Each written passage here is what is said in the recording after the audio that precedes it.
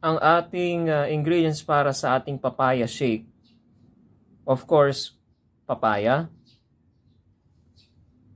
carrots, at isang saging. Optional na lang po ang dragon fruit. Okay, isa-isa na po nating ilalagay yung mga ingredients ng ating papaya shake. Siyempre, ilalagay natin yung papaya. Okay, so yan lang po. Pwede na. O, dagdagan natin, ano?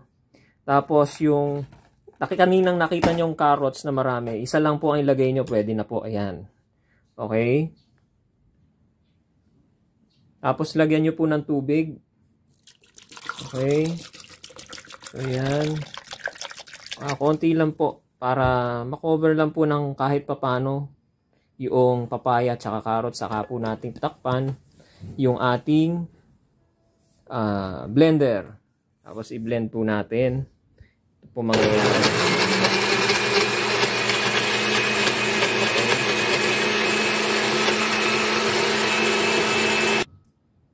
Ganito na po ang itsura niya pagka na-blend na po yung papaya at saka carrots. Orange na orange po. Ngayon, lalagay na po natin yung saging po natin. Ayan po, nailagay na po natin yung saging natin. Tapos, ito po ay optional po, ano. Lalagay po natin yung dragon fruit po natin. Dragon fruit.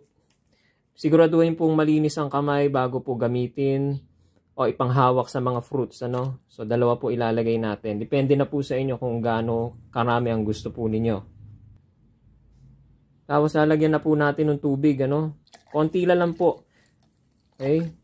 Para ito ay maiikot lang po natin ng maayos at huwag maging dry yung ating iikutin. Okay po, tingnan po natin.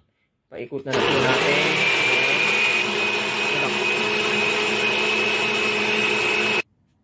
So after po nating ma-blender lahat, ito na po ang itsura, kulay pink po siya or violet, halong pink and violet. Napakasarap po niyan at very effective po yan sa mga constipated. Pagka kayo pagkagising pa lang sa umaga, makakaramdam na po kayo ng urge para dumumi. At hindi na po kayo mahihirapang dumumi or maging masusolusyonan na po yung inyong problema sa constipation. Maraming salamat po at magandang araw po sa inyong lahat.